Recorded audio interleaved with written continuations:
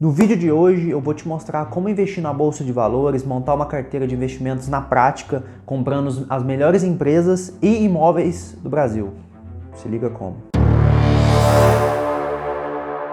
Fala galera, tudo bem? Meu nome é Christian Ávila aqui da Smart Finance e hoje eu estou muito feliz que eu vou falar sobre o filé mignon das carteiras de investimentos, parte de investimentos de renda variável, ou seja, bolsa de valores. E no vídeo anterior, eu falei de como começar a investir, como ter a mentalidade, como correr menos risco, como montar uma carteira de investimentos interessante dado o seu risco, fazendo uma análise de perfil de investidor e tal. Se você não assistiu, assiste aí, eu vou deixar no card. Acho muito importante você ter essa mentalidade de sócio, você saber o risco que você quer tomar. Espero que vocês tenham visto esse vídeo, porque agora vamos pôr a mão na massa e vai ser a parte prática mesmo da carteira. Vamos montar a carteira de investimentos.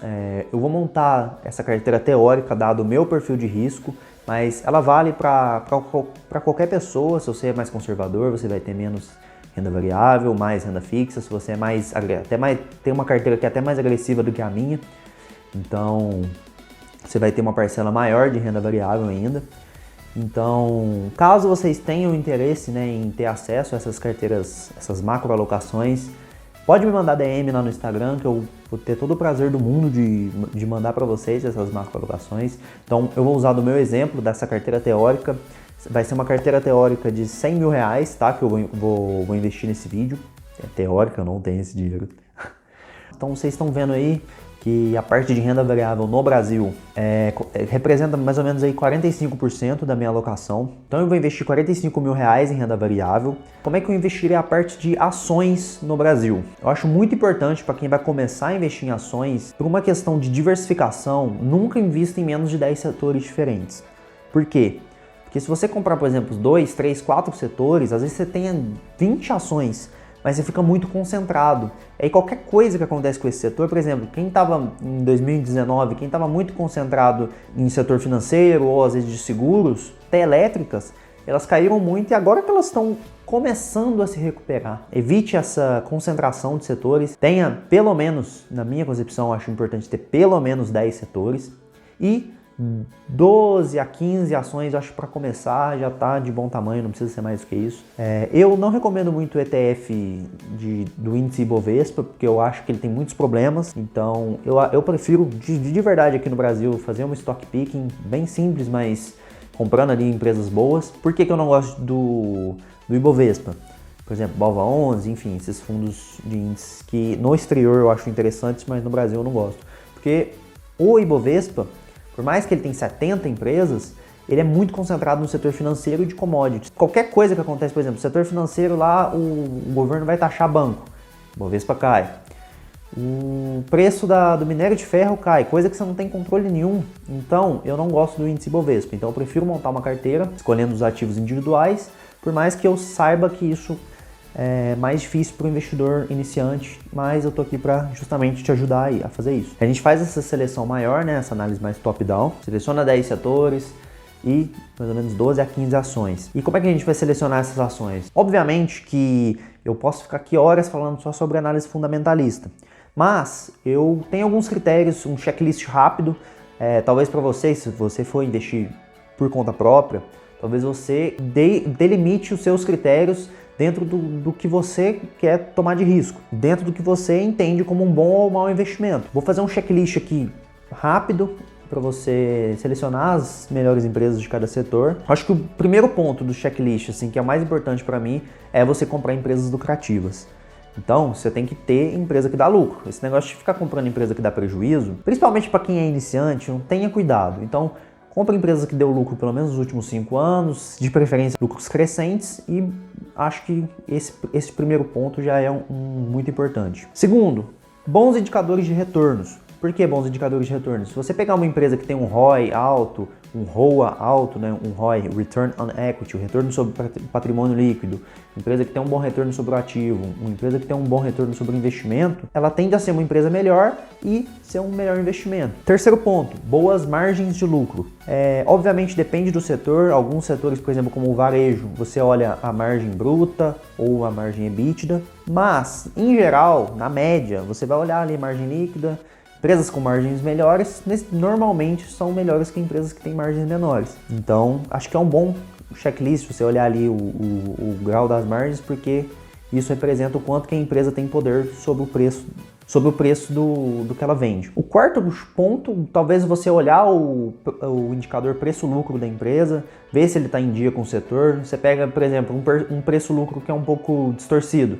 Magalu está com preço-lucro em 225, eu acho. Algo em torno disso, um preço-lucro muito alto. Então você tem que pagar 225 vezes o lucro da Magalu para ter a empresa. Se você pegar na média ali do setor, fica entre 15 a 25, talvez. Então, evite. Não estou falando aqui de verdade, eu gosto de Magalu. Não é recomendação de compra ou venda.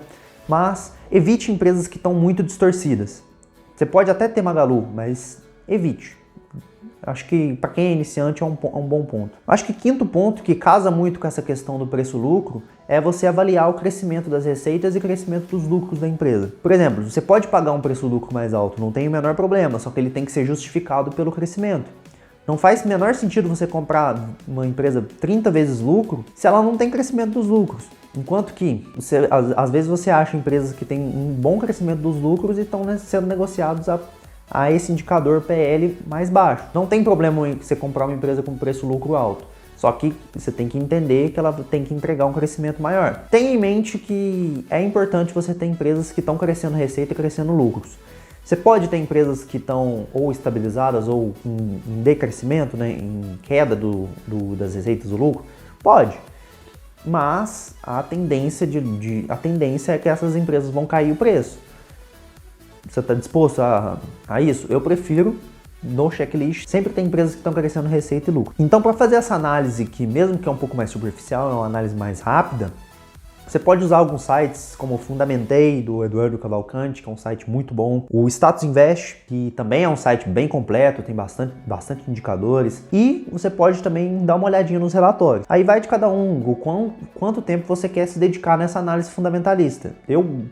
Eu, por trabalhar com isso, eu sempre estou olhando essa parte de análise de empresas, eu olho bastante. Mas, sinceramente, eu acho que uma análise ali, se você dedicar um tempo, é claro que depende do seu conhecimento prévio em contabilidade, essas coisas, mas, de verdade, você não precisa fazer um valuation, você não precisa ir muito além muito além da conta. Porque se você simplesmente pegar esse filtro, né, pegar esse checklist, já vai sumir um monte de empresa, porque no Brasil não tem tantas empresas na bolsa, e se você selecionando ali os setores e fazendo esse checklist, você já limpa, 90% das empresas. Então vai sobrar muito pouco, e dessas poucas você vê ali as melhores e compra, entendeu? Então vamos pôr a mão na massa, né? Eu sinceramente odeio a forma que a B3 deixa lá os setores. Ela informa setores tipo consumo cíclico, consumo não cíclico. Eu acho isso ridículo, muito ruim para você avaliar. Então, por uma tentativa de facilitar aqui entre a gente, eu separei 10 setores que eu acho interessante de investir, de uma forma bem simplificada, fácil para vocês entenderem. E eu já vou, como é uma carteira teórica, a minha carteira teórica, eu já vou deixar selecionados em quantos ativos eu teria de cada setor. Primeiro, setor financeiro. Por que eu gosto do setor financeiro? Cara, setor financeiro, né, com foco em bancos. Por que eu gosto do setor bancário do Brasil, setor financeiro? Cara, é o setor que mais dá lucro disparado da bolsa. Você vê todo o trimestre, banco dando 6, 7, 10 bilhões de lucro por trimestre. Então, para mim é um setor mais estável, com grande crescimento, bons níveis de preço e tem ótimas empresas, por exemplo, Itaú, Bradesco, Santander, Banco do Brasil, enfim, várias empresas boas, vale a pena estudar, mas não é recomendação de compra e venda, viu? É só para você estudar e ver se faz sentido, dados os seus critérios. Segundo setor que eu gosto muito, ainda dentro de financeiro, setor de seguros. Setor de seguros eu acho que faz muito sentido você ter, principalmente porque eles estão com bons preços aqui no Brasil hoje. Se você for parar para pensar, o modelo de negócio de seguros, ele teoricamente, estatisticamente, ele é sempre para dar lucro, né? Porque segue aquela lei dos grandes números e tal. Então, não vejo por que não ter seguros, né, na minha carteira. Então, bancos eu teria 2 ações, seguros eu teria pelo menos uma açãozinha, tem a Porto Seguro, tem a Sul América, que são ótimas empresas para se ter em carteira. Terceiro setor que eu acho interessante de se investir é o setor industrial. Por que eu gosto do setor industrial? O setor industrial ele é mais estável, Por que ele é mais estável? Porque ele tem preços administrados, né? Ele não está vendendo um produto que é uma commodity, por exemplo. Ele vende produtos que ele mesmo produz. Por exemplo, a Apple produz o iPhone, só ela vende o iPhone. A VEG, ela vende os produtos dela. Enfim, outras empresas vendem os produtos somente delas. Então, elas tendem a ter receitas mais estáveis e elas têm um poder sobre o preço dos produtos delas. Diferente, por exemplo, de um setor de commodities, que a Vale, por exemplo, ela não tem poder de preço nenhum sobre o minério de ferro.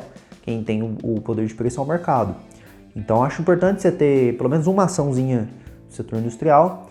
E, como exemplo de boas empresas, eu diria WEG e Schultz. Quarto setor que eu acho interessante você observar, para talvez ter em carteira, mas eu acho que seria legal, é o setor de varejo. Pô, o setor de varejo é bem amplo, eu sei, mas apesar das margens desse setor serem baixas, é um setor que vende muito, né? Um setor que tem altas receitas, é um setor que tem um giro de ativo muito alto, e por ser um dos maiores aí do país, por exemplo, você pega Carrefour, Magalu, Via Varejo, enfim, Pão de Açúcar, tem muitas empresas e várias delas são boas, vendem bem, tem um bom crescimento de receita, então acho que faz sentido ter pelo menos uma ou duas ações aí do setor de varejo que é sucesso para uma carteira boa. Gosto também muito do setor de alimentos e bebidas. Eu juntei esses dois. O Brasil ele tem bastante empresas conhecidas mundialmente, né, desse setor de alimentos e bebidas.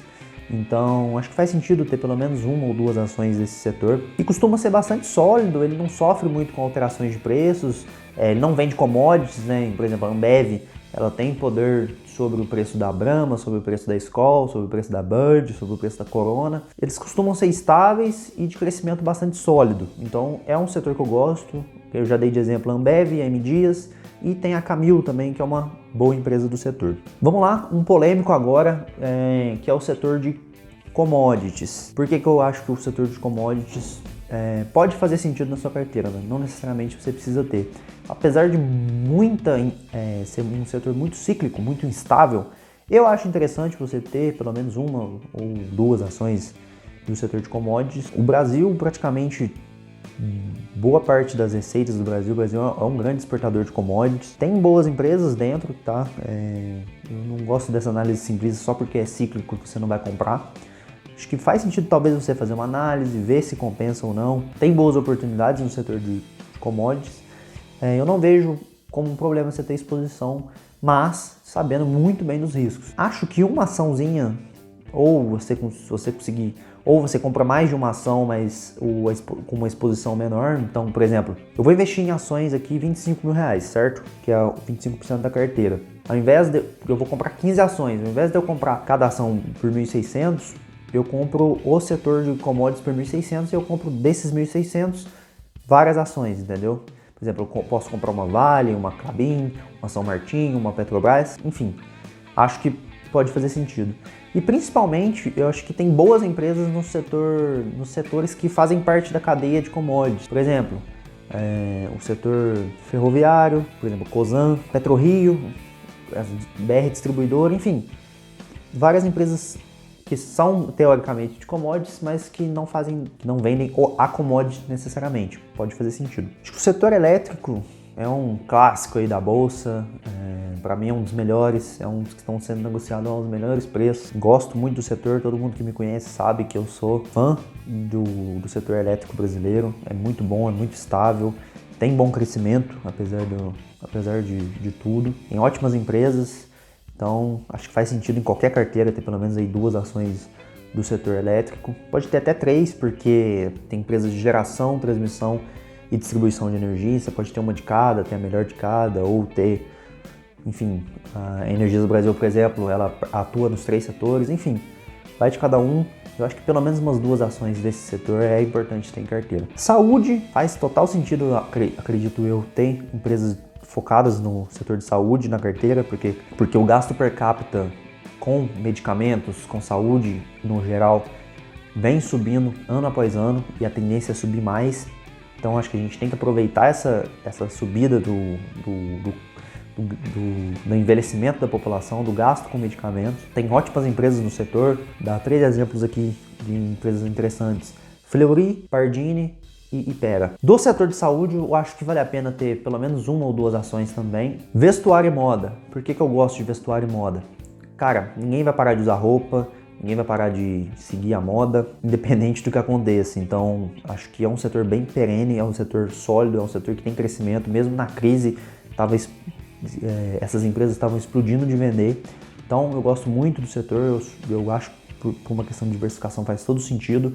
E duas empresas que eu acho interessantes, e do setor de vestuário, uma ação eu acho que já faz sentido, mas se você quiser ter mais exposição, tranquilo, porque tem ótimas empresas como a Lojas Renner e a Arezzo. Por fim, desse tanto de setor, é um polêmico que eu pessoalmente não invisto, mas muitas pessoas gostam do setor. Eu vou falar aqui como uma possibilidade de se investir, não é uma recomendação, obviamente, que é o setor de saneamento. Por que eu não invisto?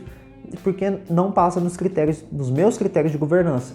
O grande problema do setor de saneamento é que a maioria das empresas, o governo tem mais de 50% das ações, ou seja, é uma estatal. Eu não gosto de investir em estatal, mas conheço muita gente que investe e ganha dinheiro, não tem problema nenhum. É um setor estável, é um setor que tem bons lucros, dá para viver de dividendos dessas empresas. Dois exemplos aqui de empresas boas, ok, a Sanepar e a Sabesp. Mas, fazendo um disclaimer, eu não invisto no setor de saneamento por questões de critérios de governança. Eu não gosto de empresa que, por exemplo, o governo pode vir e abaixar a tarifa na canetada. Por exemplo, o que aconteceu na Copasa. A Copasa aumentou os custos e ela não pôde repassar isso para o consumidor. Então essa seria a minha parte das ações, seria os 25 mil, 10 setores e mais ou menos 15 ações. Então é isso, essa seria a carteira de ações. Vamos para o fundo imobiliário, que segue exatamente a mesma lógica. Na parte de fundos imobiliários, né, seria 20% da carteira total. Eu ia seguir exatamente a mesma lógica, só que como fundos imobiliários têm menos setores, né, acho que 4 setores já está de bom tamanho, já fica uma carteira bem sólida de renda variável ali nos fundos imobiliários. Por exemplo, logística, shoppings, lajes comerciais, híbridos, varejo, enfim, e papéis.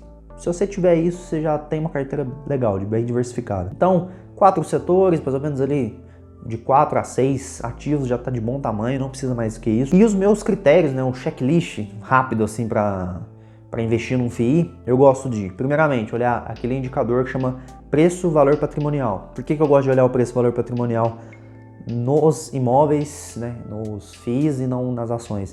Ações, eu acho que o patrimônio líquido não necessariamente representa o valor da empresa. Acho que pode ser o valor contábil, tem várias distorções. Mas em imóveis ele é um pouquinho mais fidedigno. Não estou dizendo aqui que você não pode comprar um fundo imobiliário acima de 1, de preço-valor patrimonial acima de 1, mas eu evitaria distorções muito longas. Por exemplo, eu já vi fundo imobiliário ser negociado a 1,8 valor patrimonial. Sim, não é necessariamente um problema para você investir, mas eu teria um pouco de cuidado. Então, ali na casa de 0,9 a 1,2, até 1,3, sei lá, talvez faça sentido. Mas o ideal ali é em 0,9 a 1,1. Um preço-valor patrimonial muito baixo é sinal de perigo, então você tem que fazer uma análise um pouco mais criteriosa. Segundo ponto do checklist de fundos imobiliários, eu acho que é a vacância. Você tem que olhar quão vago são os imóveis que você está investindo. Por exemplo, tem vários fundos imobiliários que têm uma vacância de 25%, às vezes 35%, 40%. Então você tem que ter em mente que dos 100% dos imóveis, 40% está vago, 40% não tem ninguém pagando aluguel e aquele negócio está dando despesa. Eu ficaria de olho nessa questão da vacância. Uma vacância saudável ali até uns 10%, 15%. Olhe o número de imóveis que esse fundo tem, compre fundos imobiliários que sejam multiativos, que tenham mais de um ativo, e fique de olho na vacância, que é muito importante, porque a vacância afeta diretamente na distribuição de rendimentos do fundo imobiliário. Acho que o terceiro ponto dessa questão da análise de critérios dos fundos imobiliários seria a parte das receitas e despesas, né, o lucro que esse fundo imobiliário gera, e a taxa combinado com a taxa de administração. Então você vê os fundos, se não é um fundo gastão, porque você vê lá na parte de despesas, olhando o relatório, ou entrando num site como Funds Explorer ou o FIIs.com, enfim. Fundamentei também tem essa parte de fundos imobiliários. Então você entra lá, olha se o fundo não é muito gastão, se a taxa de administração não é muito alta. Eu não gosto de investir em fundos que a taxa de administração é acima de 1%, 1,5%, acho que é caro. Você tem que montar os seus critérios e ver se vale a pena. Então você tem que ver se o fundo tem receita crescente, se as despesas estão ali em dia, faz sentido as despesas e o quanto que esse fundo gera de rendimento. Então vamos lá, seguindo a carteira na prática, eu acho que o setor de logística é um ótimo setor para se investir de fundos imobiliários. O crescimento do e-commerce aumentou muito a demanda por centros de distribuição, galpões logísticos em si. Então com esse aumento da demanda, aumentou o preço dos imóveis, aumentou o aluguel. Então é um setor que eu gosto muito. E dois ativos que eu gosto também bastante desse setor é o XPLG e HGLG. Lajes corporativas também é um setor que é interessante de fundos imobiliários, imóveis mais comerciais, escritórios, enfim. Acho que faz sentido em qualquer carteira ter esse tipo de ativo. Tem bons rendimentos. Exemplos de fundos imobiliários desse setor: HGRE, KNRI, enfim, são bons fundos. Shoppings, apesar dessa queda recente, os shoppings ficaram fechados. Eu acredito muito no setor, eles têm fundos imobiliários bastante consolidados na indústria. Por exemplo, o HGBS é um fundo imobiliário desde 2006, se eu não me engano. Na minha concepção, como uma forma de diversificação, acho que faz sentido ter shoppings. HGBS, né, que nem eu falei, que é um bom fundo. O XPML, XPMOL também é um bom FII. Então, acho que são bons exemplos de bons fundos para você diversificar e ter um bom rendimento. Por fim, os fundos imobiliários de papéis.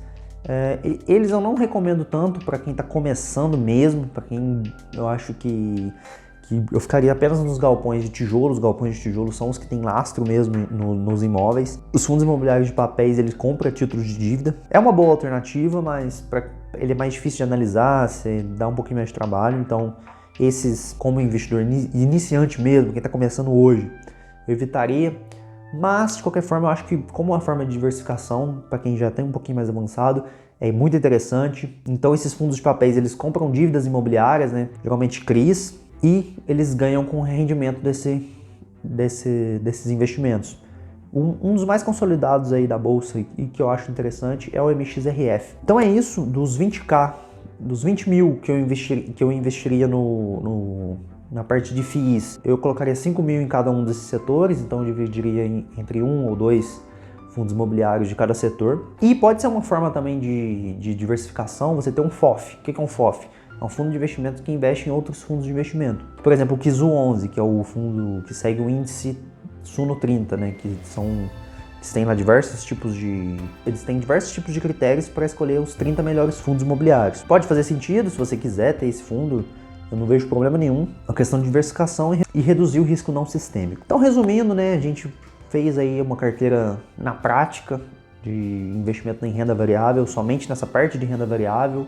Então ficou assim a nossa carteira: 45% em renda variável, 25% em ações, sendo 10 setores diferentes, 20% em FIIs, ali mais ou menos em 4 setores, né, sem contar os híbridos e os fundos diversificados como o KIZU 11. Então 5 a 8 ativos, já fica uma carteira bem robusta, muito forte, que aguenta qualquer coisa praticamente aí no longo prazo. Então é isso. Se você gostou desse vídeo, se você assistiu até aqui, deixa um gostei, isso incentiva demais o trabalho. Inscreva-se no canal, a gente vai continuar postando, eu vou falar mais focadamente sobre renda fixa, depois sobre investimentos no exterior, então continue acompanhando essa série de como começar a investir, como montar uma carteira de investimentos. De qualquer forma, inscreva-se no canal se você quer continuar acompanhando esse tipo de vídeo. Siga a gente no Instagram, que eu posto conteúdo lá com bem mais frequência que aqui no YouTube. Os vídeos acabam que dão muito trabalho para produzir, então eu posto com uma frequência um pouco menor, mas lá eu tô postando quase todo dia conteúdos interessantes sobre investimentos. Então é isso, muito obrigado por vocês terem acompanhado até aqui, fiquem bem e até mais.